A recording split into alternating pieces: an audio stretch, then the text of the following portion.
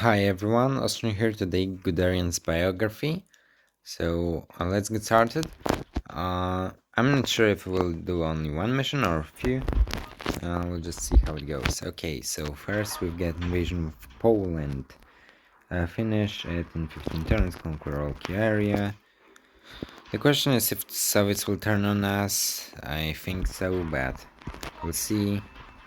Okay, we've got here. What do we have here? Okay, it's not bad. Could be better. Okay, so here we'll go with Weigand. Okay. Now we'll deploy here a 41 Centurion with Rokossovsky here. I'll do Guderian. Okay, nice damage. And I want to deploy Pershing with Patton. Here I'm going with Brook. Okay. And the question is, where do I put down Conif? I think I'll build something for him. Okay, here I can do 8 generals in total. So I'll do Rommel here, and I'll go with Meretskov and with the Conif. Yeah, with Conif. So the rest of my forces may just engage the enemy. Like, it doesn't really matter, they won't do match, but it's always something, I guess.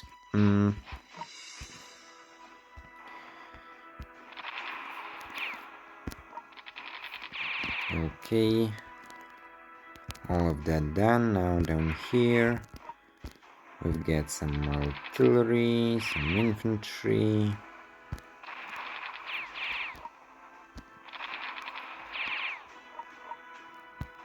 I'm waiting for some nice events to come up because now we've got the Rommel's trial when I'm recording this, but most events have been already completed by me, or they are just so difficult that I can't complete them at all.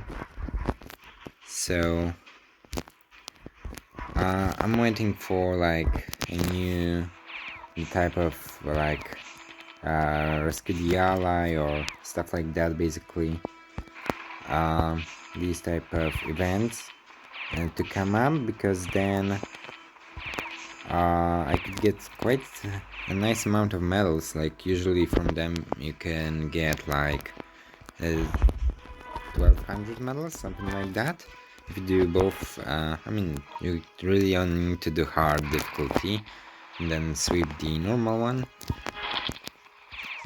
So you can really get a lot of medals, and I need medals now because I'm going to do the, what is it called, the Challenge Conquest. Yeah, the Challenge Conquest in 1949 with probably the Soviet Union. I think it would be the best. So let's see how that goes. I hope it will go well. And so here we've got Guderian. Yeah, we can engage that city over here. Just clear out some infantry first. Good. Okay, now with Brook, fire, and now you may open it up. Nice. Good job, Guderian. I think Guderian should be he should be higher in the ranks than Weigand in the HQ, because Weigand just doesn't perform all that well. I mean, my Guderian's build, I actually gave him explosives because it will take some time for me to get the skill that gives you 20% extra damage with elite forces, the Inferior Victory. It was Inferior Victory, yeah, Inferior Victory. So before I get it, I just give him explosives because I think it will be the best out of the options given. Because there's really nothing else like crossfire or something like that. It just wouldn't be so good. And explosives are useful for like cities and fortresses and stuff, so I thought it would be a good idea.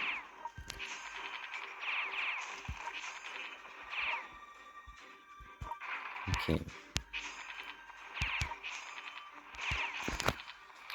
Now I need some medals to just upgrade him and to increase his rank.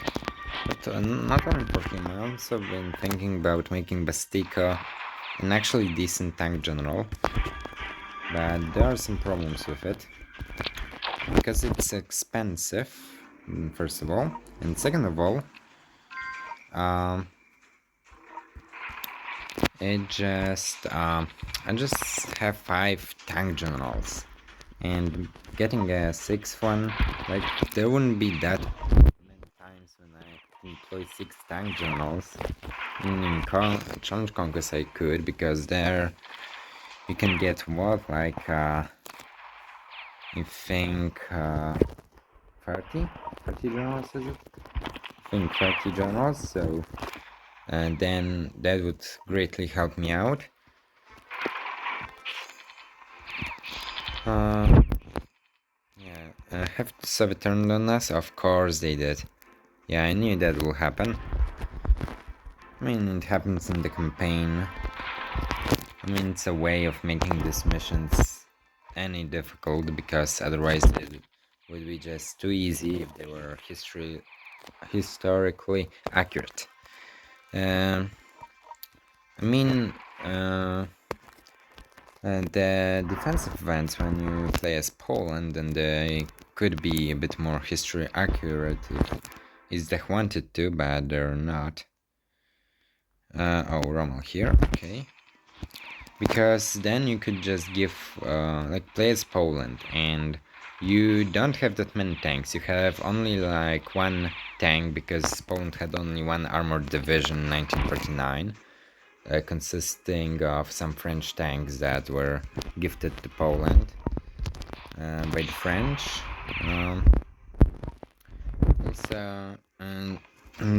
Like, they would have some armored cars and definitely a bit of artillery, but not that much still. And you'd mainly have infantry, and you'd be going up against a ton of tanks from Germany and Soviet Union, and generally they would have far more forces than you, because Germany had like over 3 million soldiers, while Poland had only like 2 million in total.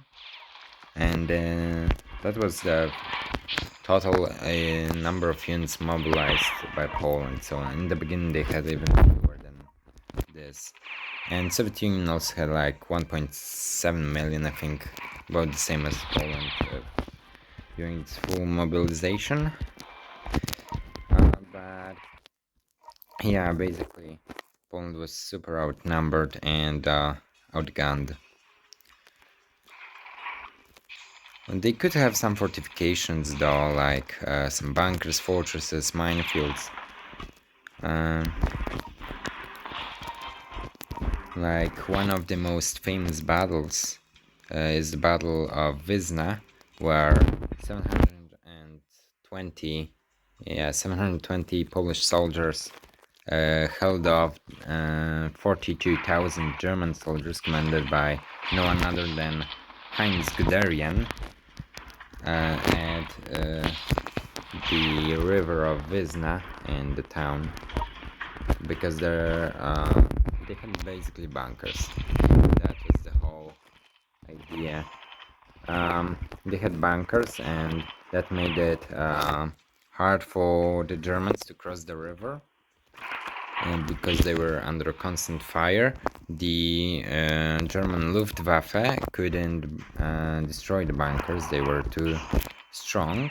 They had 1.5 meters thick walls, so yeah, it was pretty tough to destroy with air force.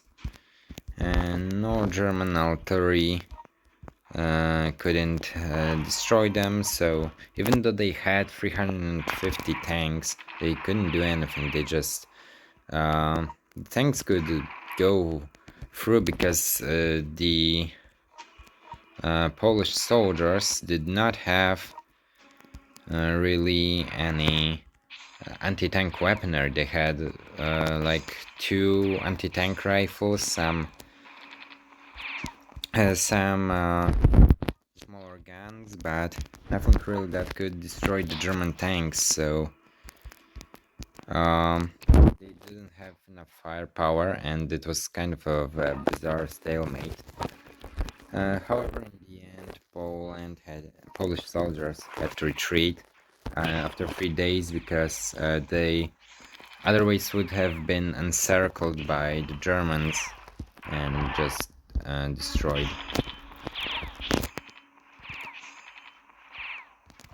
Okay, here is going alright so far. We can engage Vatutin here with Brook. And Rommel, you may join in. Also quite nice damage from Rommel. Yeah, but Weigand is not doing that much damage. Like, I don't know why. His skills are the same, and he should be dealing the same amount of damage or even greater. But he's just not doing that. Like here, okay, 328. Okay, he did deal a similar amount of damage, but he commands a super tank and not a 1-stack heavy tank. Because you have the same skills, 6 stars, same ribbons, or even Weigand has a better one. Yeah, he does have a better one. The same skills, the same amount of stars, and just why? I would understand if Rommel or Guderian had their biographies completed, but neither of them do, so it's a bit of a mystery to me. Anyway, we're wrapping this mission up. Here, open up the city, please. And here you may do the same. Okay, take the city, and now drop paratroopers in here to finish this all up. Okay, 7 turns, 3 stars. We get the T-44, some health ribbons, some medals. Now Battle of France. Okay, let's get started. We're on 12 minutes in. So, conquer all Curia, eliminate 8 units, finish objects in 15 turns. Okay. Let's do it. Yeah, this is big. They've got here Magenta line. Is it strong? Yeah, it's strong. We ain't beating it. We have to bypass it. It's good that here there's a gap in the Magenta line, conveniently. Because here we get the Ardennes, basically an easy passage and a historical one, but here I think it should be like Switzerland and the Alps blocking us from going here, but they're not here, so let's exploit that. Okay, so Brook, Europe. Here we can do Weigand. Now we've got 2-stack artillery, so let's do Konyev. 3-stack heavy tank, Guderian. This medium tank belongs to Rommel. And now let's start moving out. So I think we wanted to fire the Magenta line, and there's no point in doing so. We have to bypass it anyway.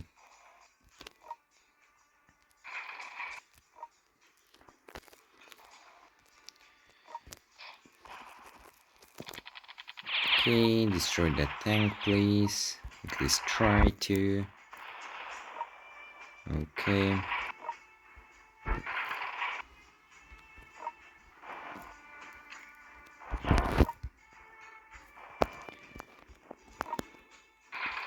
So we're about to deploy Rokossovsky. Here. Okay, the Centurion. And we've got Rokossovsky. Okay. Yeah, next turn. Okay, so Rommel, you may roll here, take out some infantry. Why not? Okay, move through. Okay, take out some mines here on the way.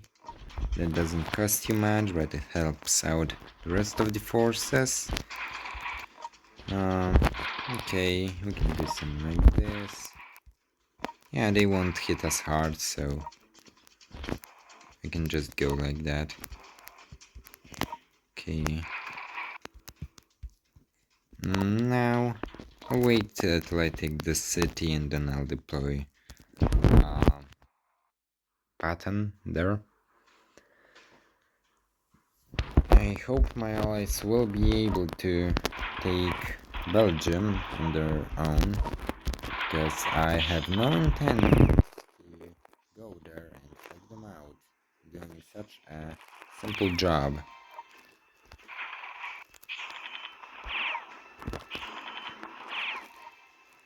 Okay, can any of you enter that city?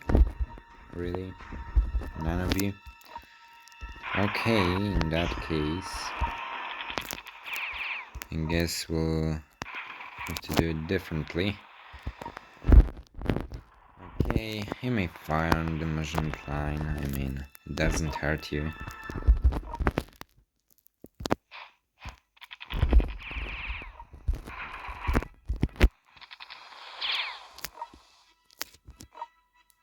Well, because we are unable to take the city this round, unless we are, because we have Air Force, I forgot about it.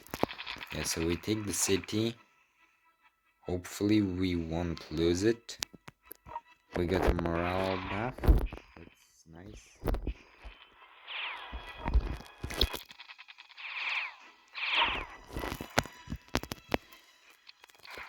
Okay. How are my allies doing? Yeah, but they're absolutely terrible.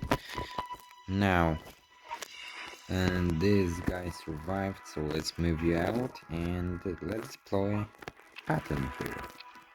On the Pershing, of course. So we can take this out, take this bunker out, move here, need some infantry, and some tanks, which you can't take out because you're weak. Rommel, move here. Good. Brook. Okay. Roxovsky.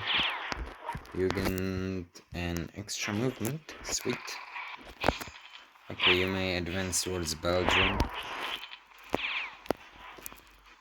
In case my allies needed help. Okay, here Weigand. Yeah, he isn't weak, but he's not strong either, so this does not concern me. Okay. Move out.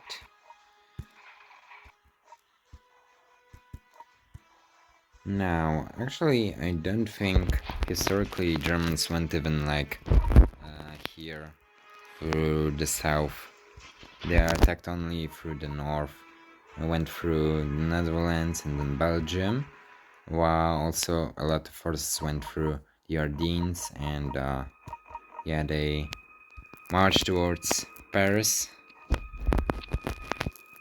Actually, it's a bit weird that a Battle of France is part of Guderian's biography and not Rommel's biography, because Rommel got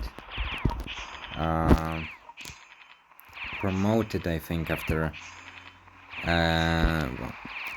he and his so-called Ghost Division absolutely obliterated the French, and they made it like over 300 kilometers in a single day. They advanced so far into the French territory that French didn't know where the Rommel's division was, and neither did the German high command because, well, the radio broke down, and Rommel decided that he needs to keep on pushing forward because Rommel was a stormtrooper in World War One, and he knew how important keeping the momentum is. So he just decided to push forward, and it paid off as he made huge progress. And with some historians say that he even shortened the whole campaign by a few days. So that's interesting. And also, like, he once approached during his campaign, he once approached a French convoy. It was well armed, so he did not want to attack it. Instead, he approached their commander in his German uniform and ordered him to surrender. And the commander was confused because he knew that the Germans were far, far away. There was simply no way that Germans would be so far and deep into France. And so he asked him if he was English because, well, he spoke German, and the commander spoke only French, so he assumed that Rommel was British. Well, because he knew he can be German. It's just not possible that Germans made it so far so quickly. Okay, here we are making quite some progress. Yeah, Weigand won't hold that seat for much longer. Okay. Yep, everything looking nice. Rokossovsky will go take that city, while my main force, after taking this one, will go to Paris and then take this. Okay. Now, turn number 7. Okay, Rokossovsky, please take out this tank before moving on. Okay, good job. Now here, Weigand, you may start working on Paris. Here. Okay, Patton. Okay, 2 shots almost opened up Paris. Yeah, I think that EasyTech doesn't really know how to make updates to the games. Like the game at the beginning was balanced. It was quite challenging, and it was possible to beat, but it was challenging. And right now they added so many medals, so many generals, so many OP things to the game that these old levels are just not even close to being challenging. Like, they're just super easy.